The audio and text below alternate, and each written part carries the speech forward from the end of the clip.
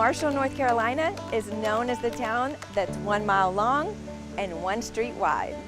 Nestled between one of the oldest rivers in the world and the steep Appalachian Mountains, this southern mountain town just a few miles north of Asheville. Marshall, North Carolina has the right combination of history, people and charm, and cookies to make you fall in love. Had friends that lived here, and I would come to visit. They kept telling me about this great community and that it needed a coffee shop. When we opened, we had our Zuma Gold cookie, we had chocolate chip oatmeal raisins, but we found that people were traveling long distance for one Zuma Gold cookie.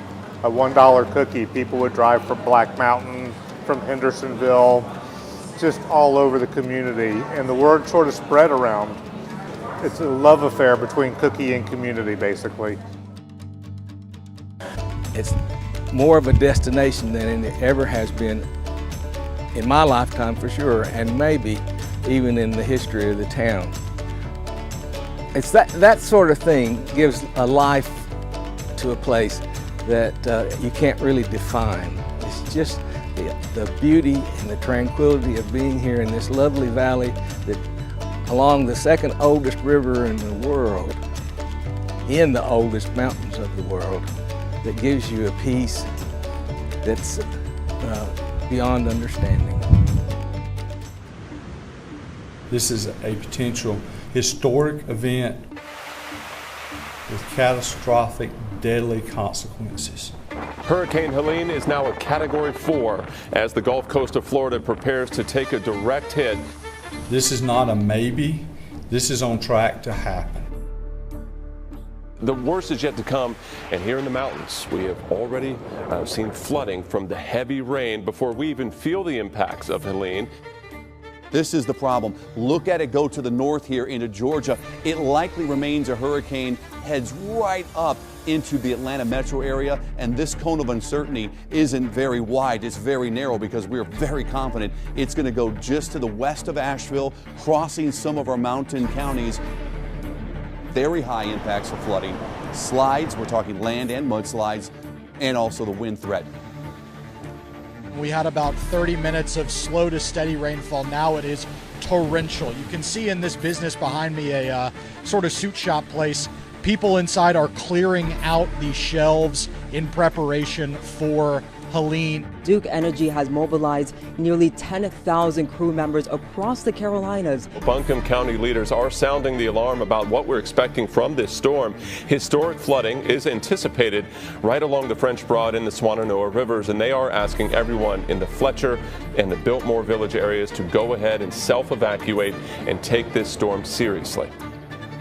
Now, the town of Marshall is encouraging people in the downtown area to evacuate as well. Flooded roads could mean that people are cut off from coming into town and from leaving town. If you're trying to evacuate, town leaders say residents and business owners should evacuate and get to higher ground.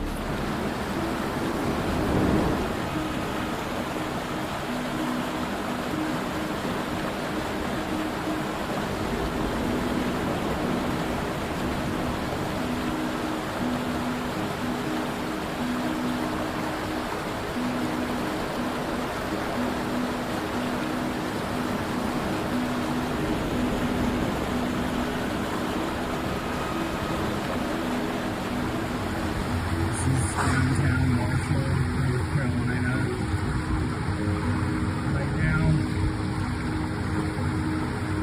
that's my building. Marshall Dale. Waters at 23 feet.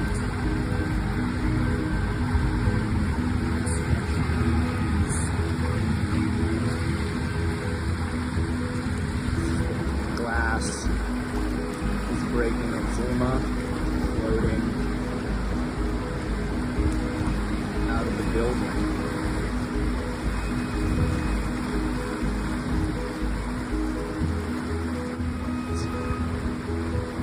Friend Joel's business. It's total loss.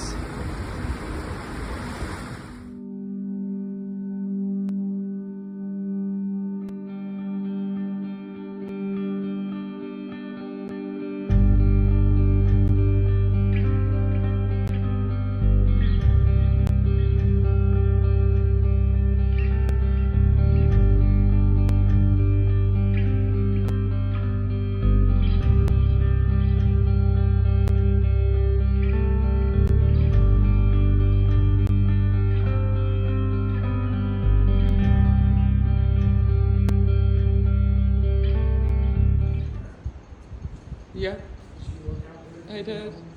How many people this is going to affect? Yeah, I know.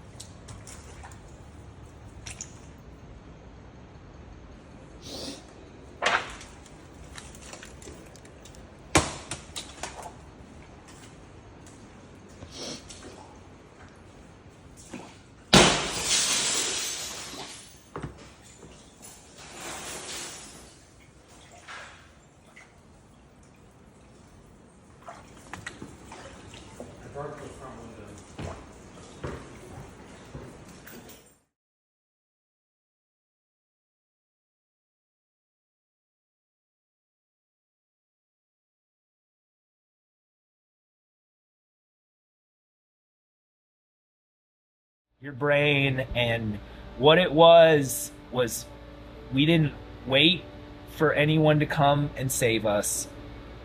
We just started immediately, and I think that's what saved the town. Not just the physical town, because we've always known that like the buildings are not what makes this place, it's the people. And we were all going through something that was like we didn't even need to talk about it.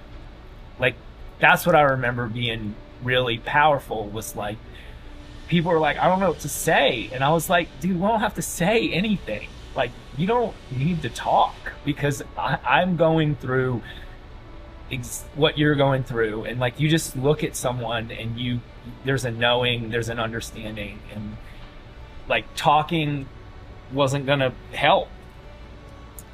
Working helped. Doing something helped. I feel like because we started, that's what gave me the strength to do it. Like if I had to wait a week, like if someone told me that I couldn't come down here and just get started, like this town would have been over. And hey, this is Steve. I'm at the tool department. We maintain all the tools that they need for working downtown, as well as anyone that's lost tools or had their house destroyed, or any workers coming into town. We want to make sure they have everything they need, from shovels to picks to wires, lighting, electrical cords, buckets, tarps, mops, brooms, axes. Say anything anyone needs, we want to make sure that we have it in their hands so they can be super productive downtown, not be frustrated, and more importantly, when homeowners come in, we can try to make them whole again with all the equipment that they've lost and tools that they've lost. So that's our goal, and everything we get is donated, which makes it even more. We put out on list what we need, people bring it in, then it goes out the next day. So we're just really happy to be part of it and making sure that, say, things are getting done. And while they're thankful for a temporary space, he's excited to see their work pay off to get back home. It's been a roller coaster, I'm not going to lie, but God has provided every step of the way. During his time as a pastor, Black says he's never walked through anything like this. Had some dark days and dark thoughts. But the support from communities all over helped him to stay positive. Those first couple of days, it felt like we were alone. I put one message out into a message board with some other churches, and within hours, there was 2 churches committed to coming in here and helping us get cleaned out.